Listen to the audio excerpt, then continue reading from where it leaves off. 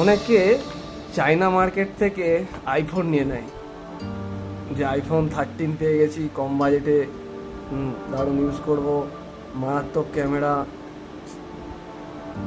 বিশাল ব্যাপার। দেখো আসল রহস্যটা, এই যে ব্যাক কভারে আবার প্রিমিয়াম কোয়ালিটির জন্য এরকম লুকিং দেওয়া আছে। সকলে দেখে ভাববে জেনুইন, বাট আসল রহস্য এখানে।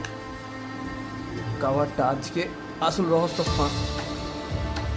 দেখো সেই কিছুদিন আগে বা কয়েক মাস আগে একটা ট্রেনে চার্জার বিক্রি হচ্ছিল না, পাওয়ার ব্যাংক 20,000-এর, মাত্র 200 টাকায়। সেই রকমই কিছুটা দেখে 13 মনে হচ্ছে। ক্যামেরা দেখো, রিয়েলিস্টিক ক্যামেরা সব কিছু, কিন্তু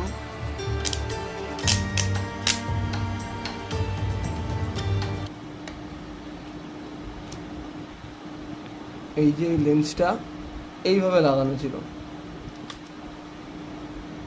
এইভাবে লাগিয়ে এই হোয়াইটটা লাগানো হয়েছে। হোয়াইট এটা প্যানেল।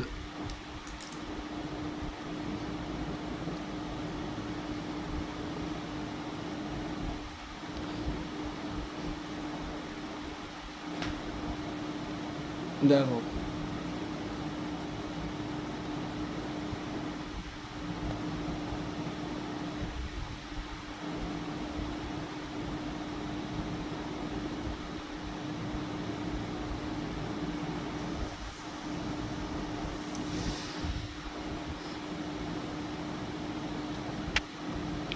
তো এইরকম কিছু কিছু ডিভাইস যেমন উপরে দেখা গেল, এরকম ভেতরেও থাকে যেগুলো প্যানেল সমেত চেঞ্জ হয়। যে এই প্যানেলটা রয়েছে, এই প্যানেলটা পুরোটাকে চেঞ্জ করে বিক্রি হয়।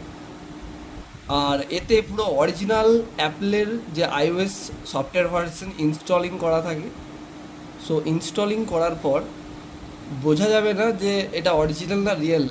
মানে তাতেও আপনি সেটিংয়ে গিয়ে যখন চেক করবেন, এরকম 13 বলে লেখা থাকবে, কিন্তু 13 না, আসলে ওটা অ্যান্ড্রয়েড ভার্সনও হতে পারে বা আইওএসের ওল্ড মডেলও হতে পারে।